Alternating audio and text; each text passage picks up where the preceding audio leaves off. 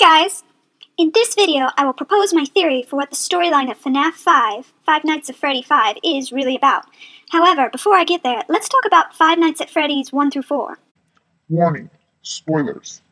Scott Cawthon has described FNAF 5 and the book Silver Eyes as a reimagining of the story. With this in mind, we can find certain similarities. In both, Purple Guy ends up an animatronic. In FNAF 3, we found out he became Springtrap, while in FNAF 5, if it is the Purple Guy, he seems to become a human suit. But it's the same idea. In both versions, the animatronics are used to steal the bodies of children and transport them to a hidden location. Now we get the big question of FNAF. Where did the bodies go? And who is the Purple Guy? Let's start with FNAF 1 through 4. A lot of people theorize that the bodies are still in the suits, but I disagree with that idea. For one, human bone fragments would get in the gears and cause damage. Also, we know from FNAF 2 that they used the original suits for spare parts. Those animatronics have to undergo routine maintenance. If the bodies were still inside, they would have been discovered by now. So how did they just disappear into nothing? I don't buy that either. There are two news clippings that appear on the rules for safety in FNAF 1. Here's the first one. Kids vanish at a local pizzeria. Bodies not found.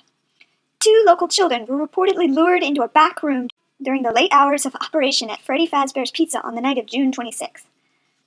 Article number 2. 5 children now reported missing. Suspect convicted. From this, we know that 2 of the missing children followed an animatronic to a back room of a Freddy Fazbear Pizza location and were never seen again. In the FNAF 2 minigame, we see the puppets stuffing the bodies into animatronic suits. The most obvious culprit would be the night guard on duty during late-night operations. How could he not notice an event that was caught on camera? But be careful, it did say video surveillance, which doesn't necessarily mean the cameras inside Fazbear Pizza. That could have been CCTV cameras across the street, which might have only caught the night guard leaving from his shift and the children going inside. Who witnessed the kids going into the back room? The article is fishy. First, we know that the Purple Guy, Afton in the books, has technical know-how about the animatronics. Second, the suits become active during the hours of 12 to 6 a.m. During those hours, if they see a human, they will perceive them as a roaming endoskeleton to shove inside a suit. Why on earth would they be programmed that way? It's delicate equipment. It's more likely to cause damage to both the suits and the endoskeletons if an animatronic shoves them into a suit. You'd want to leave that to a technician, not a robotic device. And remember when you see this in FNAF 2? Why wouldn't the animatronics be all over shoving that endoskeleton into a suit? They go after the night guard so hard, why not that endoskeleton? Now, some say, well, it's hidden in the box with the puppet. Yeah, but once it starts leaving that box, isn't it fair game? Shouldn't the other suits go, whoa, whoa, whoa, endoskeleton, gotta grab that guy and put him in a suit? But they clearly leave the endoskeleton alone, and it sometimes will attack you. Isn't that what Phone Guy said they're programmed to do? Unless it's a lie. Those suits are programmed to hide human bodies. And we already know that the possessed animatronics must obey their programming. As you can see in FNAF 4, they can't enter the safe room. It's against their programming. That means whoever designed the suits had a very specific purpose in mind. Murder. FNAF 5 continues the idea of child napping. But why? FNAF 5 implies that these kids, either alive or dead, were experimented on and somehow combined in the programming of these machines. It's already been noticed that the house from FNAF 4 can be seen on the map in FNAF 5. Picture this scenario. Way back when Purple Guy schemed this up, he helped craft a story of how the animatronics would move around at night. That they were programmed to put endoskeletons in suits, when really it was people. Children, actually. The night guard, none the wiser, doesn't think anything of it when he sees the Golden Freddy or Spring Bonnie walking around the pizzeria. He believes that they are in animatronic mode, and that this is normal. He has no clue that they are in suit mode, and the Purple Guy is inside. The killer was waiting in the safe room, suited up.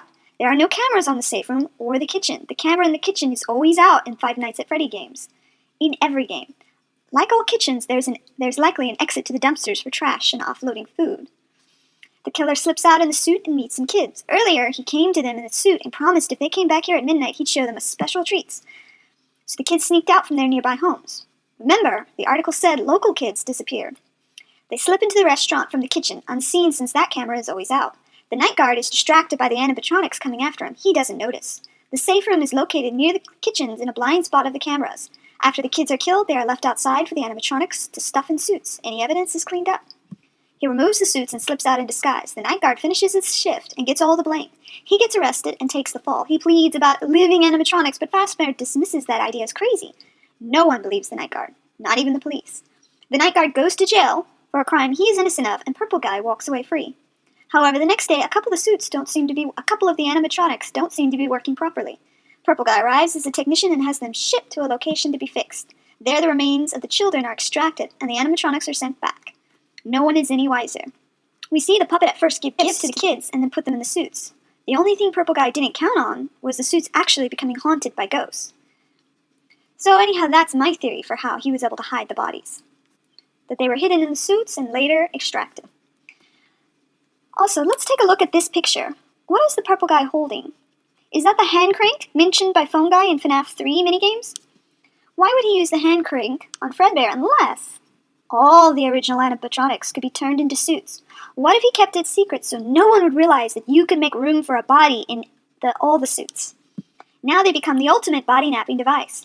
And maybe that is exactly their purpose, to hide the bodies.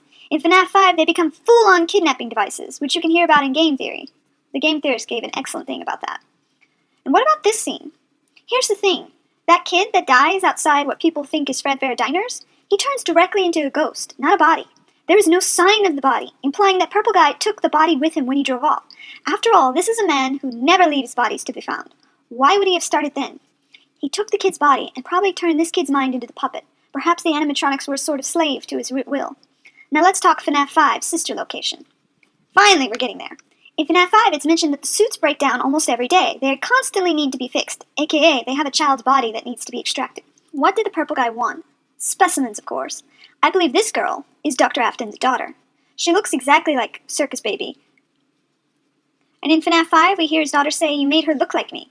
This girl is just one of the many victims of these animatronic nabbers. This girl is the daughter of Henry and owner of this room. Henry, according to Silver Eyes, was co-founder of Fazbear. Here's my theory. I believe the crying boy is Henry's son, and after his son was injured by Golden Freddy, Henry teamed up with Dr. Afton to put his son back together. They began experiments, ones that required the bodies of children. It's almost Frankensteinian, an attempt to bring back the dead. Somehow, using the bodies they stole, they developed a way of infusing the children's mind into the programming of the animatronics. To them, it is a murder because they are giving the kids new life. The original method of child nabbing was crude and got noticed. It caused the pizzeria to close. Learning from their mistakes, they start sending the animatronics to birthday parties in FNAF 5. Each animatronic counts the adults and children in the room. Whenever one child is there alone, they pull the child in and contain them. The children disappear from private homes at birthday parties instead of in a pizzeria. However, this backfired on Dr. Afton when his daughter, the Pigtail Girls, became curious about Circus Baby and ventured too close. By the time he realized what had happened, she had already been taken back to sister location and put through whatever they do to the children there. In an attempt to rescue her, or at least retrieve what remains of his daughter's mind, he disguised himself as a technician and breaks into the facility. However, he can't find Circus Baby. His daughter has already been fused with the machines, and the animatronics, in a bid to escape, have birthed a new creature, Innards. Innards takes parts from all of them and hides in the shadow, mimicking the voice of Afton's daughter. Eventually, they recognize their creator and tormentor and choose him to become their human suit.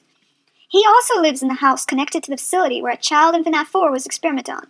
His attempts to save his daughter's data backfires when he is tricked by Innards and lured into the scooping room. He thinks he has the last vestige of his daughter on that chip. He gets scooped and turned into a suit, and the same method that fuses the children's minds with the machines is used on him to gain his know-how. Thus, Innards escapes with not only Dr. Afton's body, but much of his knowledge. Boy, FNAF is kind of turning into Terminator. Well, that's my theory on what happened. Do you think my theory is sound? Please let me know in the comments.